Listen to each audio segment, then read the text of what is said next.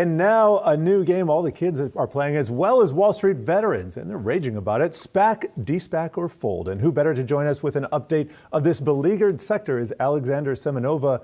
Alex, you've been covering this, and IPOs have done poorly this year. SPACs, much worse. What are the details? Jared, just a terrible time for the SPAC market. Such a huge turnaround from last year and the year before, what has been called the SPAC renaissance. We saw this sharp uptick in SPAC activity and a really big come down this year. SPAC liquidations are on the rise, with these blank check companies really struggling to find targets for their deals to close. So far this year, 22 special purpose acquisition companies worth about $10 billion have been liquidated. According to a weekly report by Spac Research, that's more than more than half of those liquidations have occurred since August, and that's not even taking into consideration the liquidations that have been announced and haven't actually happened yet. For example, last week, Chamath Palihapitiya said in a regulatory filing that he would liquidate 2 of his SPACs, also after failing to find a target, and return $1.6 billion to investors.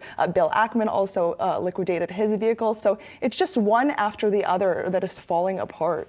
Yeah, and I read an interesting stat yesterday that 40% of these companies, SPAC companies, are issuing going concern warnings. That means they might go out of business for their investors, and that's double the IPO rate. But I want to hone in on some news today. George Soros' son, he's been part of the SPAC movement as well, and we got some details there. You can share it with us. Yeah, so Bloomberg reported yesterday that the Everton Football Club spurred takeover interest from a SPAC led by George Soros' nephew. That's according to people familiar with the matter. But there's no certainty yet whether the transaction will be closed, especially in this market where some deals are announced, but they don't actually follow through because the conditions are changing so rapidly.